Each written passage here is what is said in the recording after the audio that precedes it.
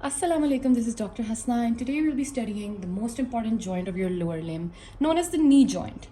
So I have also brought bones for you so that it's easier to explain this entire concept to you. The knee joint is basically going to be formed between the lower end of the femur, this is the femur, and the upper end of the tibia. And there is another bone in this equation, and that is the patella bone, which is kept in front of the femur. All right. So you can say knee joint is a very complex joint consisting of three types of joints: a medial femorotibial, a lateral femorotibial, and a femoropatellar. As you can see, this is the patella right in front of the femur. All right. So now we know that the knee joint has a femorotibial articulation and a femoropatellar articulation. So what type of a joint is the knee joint?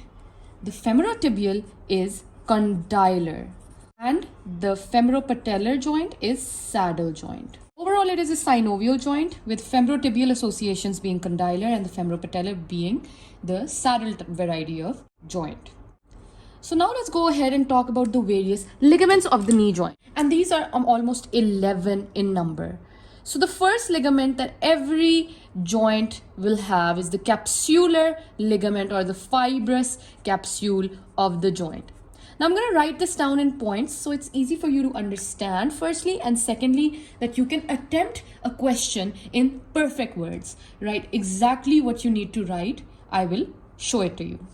So the fibrous capsule is the first most important ligament of the knee joint. Now the fibrous capsule completely covers the knee joint. All right. Any capsule, what does capsule mean? Something that's covering a surface. All right. So the entire knee joint is surrounded by a capsule. So let's talk about the fibrous capsule of the joint.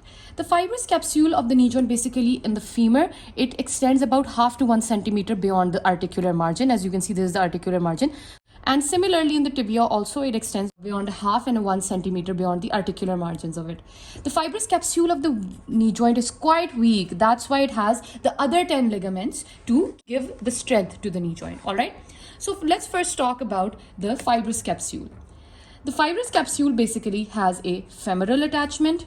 The femoral attachment anteriorly is quite deficient, and the posteriorly the femoral attachment of the fibrous capsule is going to be attached to the intercondylar line. Then the fibrous capsule has a tibial attachment. Anteriorly, the tibial attachment is going to descend. All right. So you can say it goes down. All right. So anteriorly it descends and posteriorly it is attached to the intercondylar ridge of the tibia. All right. Then we have the coronary ligament. So basically I'm trying to tell you is that fibrous capsule has these parts: the femoral attachment, the tibial attachment, the coronary ligament. What is the coronary ligament? Basically the edges of the tibia are going to be connected to the peripheries of the menisci. Okay, the meniscus, you all know that if suppose this is the tibia's upper part, suppose we're viewing it from here.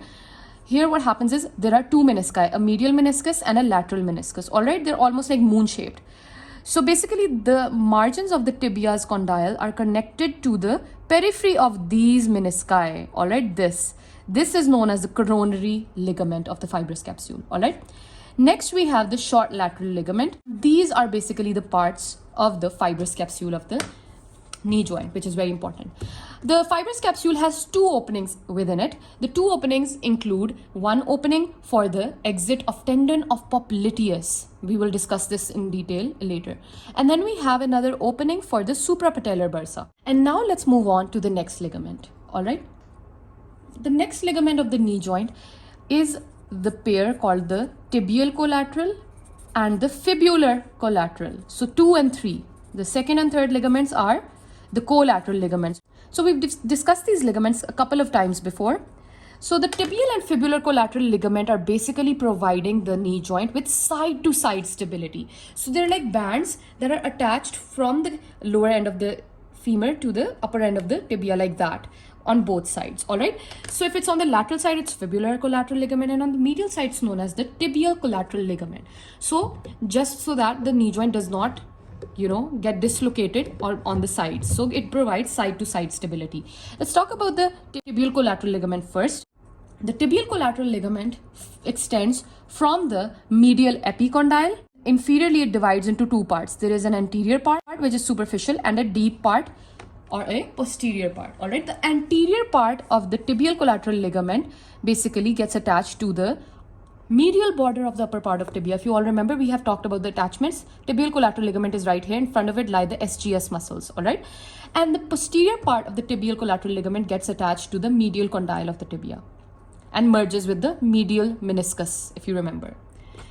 Then we have the fibular collateral ligament. This gets attached superiorly to femur's lateral condyle, obviously because it comes laterally, lateral epicondyle, and below it gets attached to the head of the fibula. There's one very interesting fact about the fibular collateral ligament is that we all know that the lateral meniscus is lying here and the medial meniscus is lying here, all right? So the lateral meniscus is separated from the fibular collateral ligament via a tendon of popliteus, all right? The tendon of popliteus basically separates the two, the fibular collateral ligament and the lateral meniscus. So these two ligaments are very strong in maintaining the side-to-side stability of the knee joint. And fibular collateral ligament is stronger than the tibial collateral ligament, all right? Now let's move on to the next pair of ligaments. These were 2 and 3. Let's talk about the 4 and 5, which are the anterior and posterior cruciate ligaments. Now these are equally important as the collateral ligaments. The cruciate ligaments are responsible for anteroposterior stability of the knee joint, all right? These ligaments are attached within the joint cavity.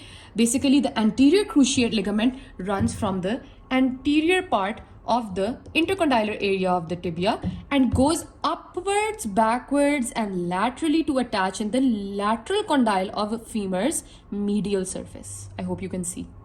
All right, so it goes and attaches right here posteriorly. And the posterior cruciate ligament is completely opposite. It comes from posterior part of the intercondylar area of the tibia and gets attached to the medial condyle's lateral surface. And these two ligaments are almost like crosses, all right? The anterior cruciate ligament is running backwards and laterally, while the posterior cruciate ligament is running forwards and medially. The two cruciate ligament maintain anteroposterior stability, and the posterior cruciate ligament is stronger than the anterior cruciate ligament. Moving on, let's talk about 6 and 7. These are the medial and lateral menisci. Now, we've been talking about the meniscus for quite a long time. I'll finally explain to you what these are, all right? So menisci are basically, you can imagine this is the upper, we're viewing the tibia from the upper part, all right? We have a medial and a lateral condyle of the tibia. Okay, so the medial part or the medial condyle of the tibia has, you can say, a fibrocartilaginous rim, similarly on lateral side as well. A fibrocartilaginous rim. These fibrocartilaginous rims are known as meniscus or menisci, plural, all right? The medial meniscus is, you can say, crescent shaped or semicircular, while the lateral meniscus is smaller and it is circular. The medial and lateral meniscus are basically going to divide the knee joint cavity. They're basically discs, so they divide the knee joint cavity into a upper compartment and a lower compartment. In the upper compartment, above the menisci, the movements of flexion and extension of the knee joint take place, while in the lower compartment, the movements of medial and lateral rotation take place. So basically, the menisci are dividing the joint cavity. So the medial meniscus is quite strongly attached to the tibial collateral ligament, all right? While the lateral meniscus is separated from fibular collateral ligament via the tendon of popliteus. Now, this is a very important point to remember. What is the function of the menisci? The first function is shock absorption, obviously. Then they serve the function of lubrication so that these joint surfaces do not undergo friction. And then it provides proprioceptive fibers. What is proprioception? The proprioception means sense of position. So if you close your eyes and someone flexes your knee, you can tell them that yes, my knee is flexed. And that is called sense of position or proprioception.